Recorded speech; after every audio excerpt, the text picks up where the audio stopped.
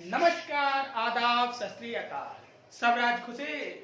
चलिए, स्वागत करता हूं आपको अपने नए लेक्चर जो कि 11th क्लास के बच्चों के लिए। बहुत सारे कमेंट आ रहे थे 11th क्लास के बच्चे जो बोल रहे थे कि भैया हमारे लिए भी कुछ बनाओ यार, मतलब सिर्फ 12th वाले को पढ़ाए जा रहे हो। तो ठीक है, आज आपके लिए एक बेसिक वीडियो लेक्चर मैंने बनाया है। चलिए शुरुआत करेंगे 11th के बाद। चलिए 11th क्लास क्या है, मतलब इसमें जाने के बाद क्या चेंजेस आएंगे। अब 10th तक क्या पढ़े हो डजंट मैटर, अभी तक आपने 9th 10th क्या पढ़ा है उतने मैटर नहीं करते। खास करके ये वीडियो उन बच्चों के लिए है जिन्होंने 9th और 10th में बहुत कम मेहनत की थी, या मतलब मेहनत की थी लेकिन वो टॉपर्स नहीं थे। This video is not for toppers, सबसे पहली बात। चलिए, तो क्या है, मतलब इसमें क्या पढ़ना चाहिए। सबसे पहले तो कंफ्यूजन होता है, सबसे ज्यादा जो क्वेरीज आ रही थी, या मेरे बच्चे भी हैं जो 10th में पास करके अभी 11th में गए हैं, जो मतलब इससे पहले ऑफलाइन स्टूडेंट्स थे मेरे, उनका सबसे पहले क्वेरीज था कि भैया इसके बाद आर्ट्स ले या कॉमर्स ले या साइंस ले। मतलब यही डिसाइड करने में ही उन्हें सबसे पहले दिक्कत हो रही थी। तो मैंने उन्हें एक ट्रिक बताई जो मैं आपसे भी शेयर करूंगा कि सबसे पहले क्या करो, इन तीनों सब्जेक्ट, जैसे आर्ट्स पढ़ना है तो आप क्या करो, सोशल साइंस, कॉमर्स पढ़ना है तो मैथ्स, और साइंस पढ़ना है तो ये 3 बुक्स उठा लो। सोशल साइंस की बुक उठा लो, कॉमर्स के लिए मैथ्स उठा लो, और साइंस के लिए आप उठा लो या फिजिक्स या केमिस्ट्री, जो भी सब्जेक्ट। अगर आप उसको 6 घंटे पढ़ो लगातार, या 6 घंटे ब्रेक देके पढ़ो, जिसमें ज्यादा इंटरेस्ट आ रहा है उसी को लो, पिक करो। अगर आप 6 घंटे इस सब्जेक्ट के साथ बैठ सकते हो तो ठीक है, सब्जेक्ट के साथ यही सब्जेक्ट को आगे 11th 12th में रखो। इस सब्जेक्ट यानी मैथ्स को लेकर चल सकते हो तो मैथ्स को रखो, फिजिक्स को रख सकते हो तो फिजिक्स को चलो। अगर आप ये दोनों सब्जेक्ट्स में से चूज करते हो तो ये वीडियो आपके लिए यहीं पे खत्म, क्योंकि ये वीडियो सिर्फ और सिर्फ किसके लिए है, साइंस वालों के लिए। क्योंकि मैं क्या हूँ भाई, मैं तो फिजिक्स पढ़ाता हूँ ना, मुझे तो कॉमर्स और आर्ट्स वाले सब्जेक्ट से क्या मतलब। तो अगर आपने सिलेक्ट किया है साइंस, तो आप साइंस में क्या क्या पढ़ सकते हो। सबसे पहली क्वेरी, साइंस में क्या क्या पढ़ सकते हैं। देखिए, साइंस तो बहुत कुछ पढ़ा जा सकता है, लेकिन जो मेन फोकस होते हैं बच्चे के लिए वो होता है एक नीट और एक होते हैं IIT। ये 2 प्रिपरेशन आप मोस्टली करते हैं, मोस्ट ऑफ द स्टूडेंट। ये नीट वो स्टूडेंट जो कि बायो लेते हैं मैथ्स की जगह, और ये मैथ्स वाले, ठीक है। ये होते हैं पूरे 11th 12th में। अगर आप नीट या IIT के बारे में तैयारी करने के लिए सोच रहे हो तो आपको अपना बेसिक्स कैसे रखना चाहिए, मतलब आप पहले कहां से शुरुआत करो, क्या स्टार्टिंग पॉइंट होना चाहिए, वो सब इस वीडियोस में मैं डिस्कस करूंगा। तो सबसे पहले आते हैं इस पॉइंट पे, या चलो मतलब ये दोनों के लिए अगर आप फिजिक्स पे कॉन्सेंट्रेट करो सबसे पहले, क्योंकि मुझे क्या पढ़ाना है, फिजिक्स पढ़ाना है, तो मैं इसके लिए बता दूं। फिजिक्स के लिए जो चैप्टर्स पढ़ने पड़ेंगे, या आप अगर पढ़ रहे हो थे 9th पढ़े थे 10th पढ़े थे, तो आप अगर उसको फिर से चाहते हो कि इसमें बहुत अच्छा कर सकूं, तो आपको एक बुक आती है HC Verma, HC Verma sir की बुक आती है फॉर 9th। वो बुक लेनी है और उसको क्या करना है, पूरा सॉल्व करना है अच्छे से, हर एक चैप्टर्स के क्वेश्चंस को सॉल्व करना है। उसके बाद से ही 11th को स्टार्ट करना है। 11th स्टार्ट कब होगा, जब आप HC वर्मा के सारे क्वेश्चंस कर पा रहे हैं, अच्छे से कर पा रहे हैं कॉन्सेप्ट, उसके बाद से 11th उठाए। अब किन्हीं किन्हीं का सवाल आएगा कि क्या HC वर्मा अगर 9th की नहीं बने तो क्या मैं 11th की नहीं बनाऊं।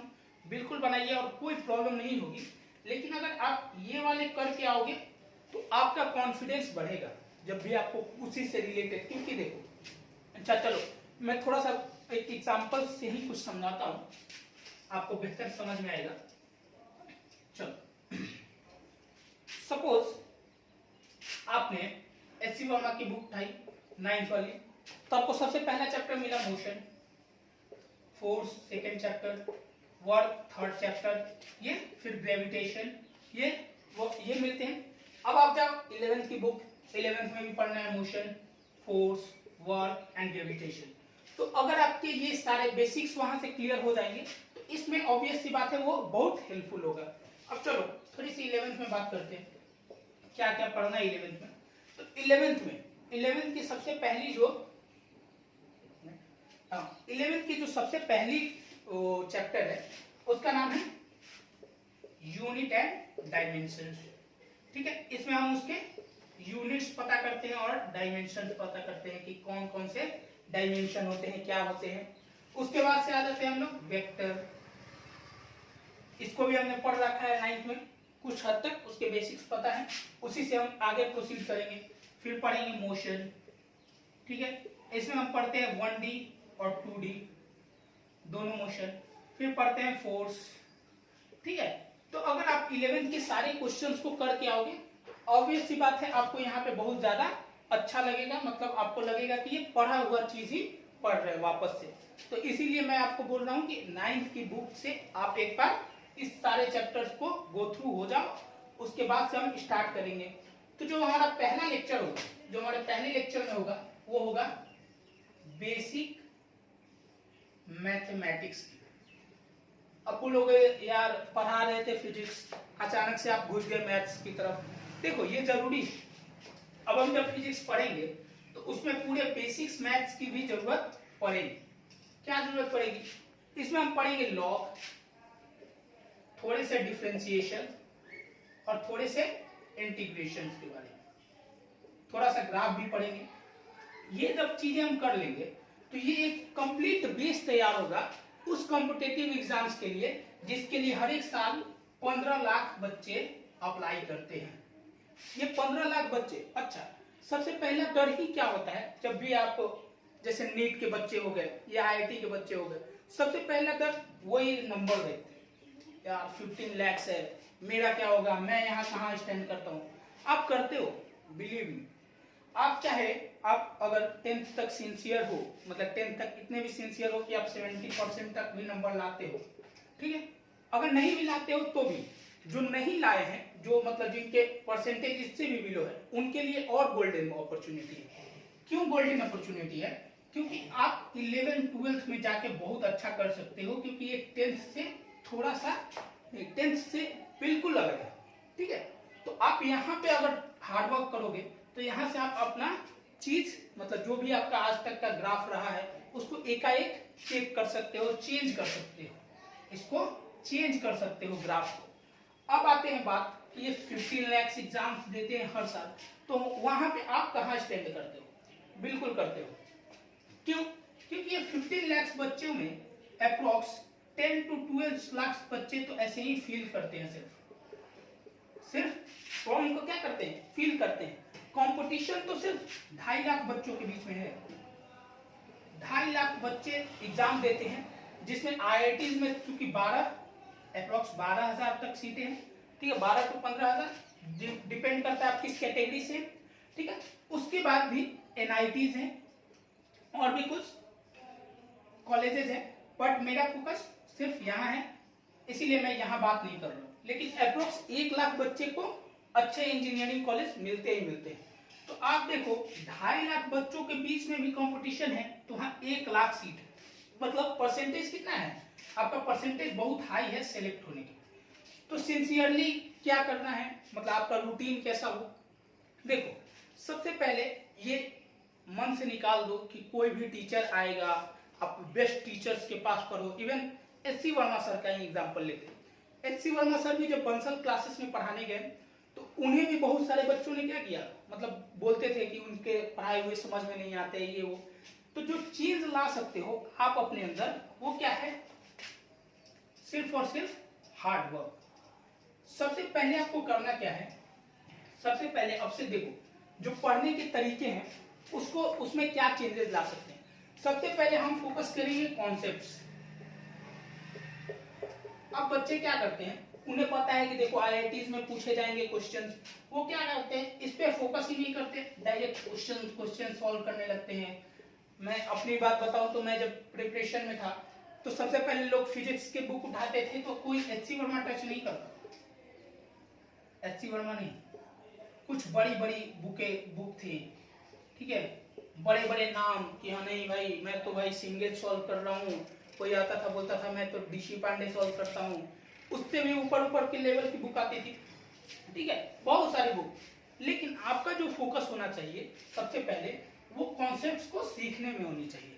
अगर आपका ये पोर्शन स्ट्रांग रहा, मतलब सपोज आप मोशन पढ़ रहे हो और आपके मोशन के हर एक कॉन्सेप्ट क्लियर है, तो आपसे क्वेश्चंस बनेंगे, चाहे वो इस बुक के हों या किसी भी बुक के होंगे, ठीक है। तो आपका मेन फोकस होगा कॉन्सेप्ट पे।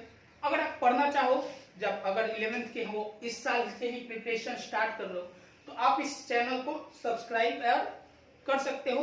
और सबसे पहला बात जो मेरे बच्चे मतलब हमेशा बोलते हो कि भैया आप आते हो डायरेक्ट ये पढ़ाने लगते हो, कुछ कॉमेडी करो, कुछ इंटरेस्टिंग बनाओ क्लासेस को। देखो, इंटरेस्टिंग बना सकते हैं, यहाँ हंसा सकते हैं, यहाँ जोक कर सकते हैं, अपनी लाइफ की प्रॉब्लम्स गिना सकते हैं, अपना स्ट्रगल बता सकते हैं, या बीवी की प्रॉब्लम्स गिनाते हैं लोग, बहुत सारी प्रॉब्लम्स गिनाते हैं।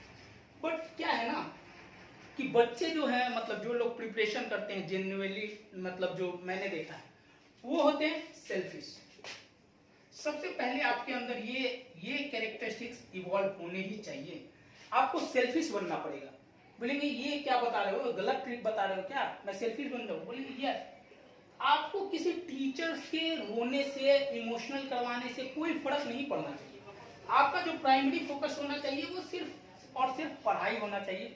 उसके अलग की भी बातें होगी, ठीक है, कभी कभी मोटिवेशन चाहिए या कुछ भी, उस चीज के लिए करो। बट जब पढ़ो ना, जब 1 घंटा बैठो, तो आप सोचो कि 1 घंटा में मैं मैक्सिमम आउटपुट लिया, ना कि टीचर से यहाँ पे खड़े होके रो या बच्चों से कुछ ऐसे ही उल जलूल बातें करो। नहीं, वो फोकस नहीं है। अपना फोकस क्या है? सिर्फ और सिर्फ पढ़ाई पे, ठीक है। तो जो भी बच्चे आप बोलते हो कि आप बीच बीच में कॉमेडी करो या कुछ भी, वैसा चीज मैं इसीलिए इंक्लूड नहीं करता क्योंकि कंपटीशन क्या है, थोड़ा सा टफ है और आपको थोड़ा सा सीरियस रह के ही पढ़ना पड़ेगा, तभी जाके थोड़ा हो पाएगा। इसका मतलब ये नहीं कि पूरा एकदम रट्टू तोता जैसा पढ़ना है। अपने को लाइट मूड में लेकिन मैक्सिमम आउटपुट के साथ पढ़ना है, ठीक है। तो कल से हम शुरू करेंगे अपना पहला लेक्चर बेसिक मैथ्स। आज के लिए इतना ही। Thank you. जय हिंद।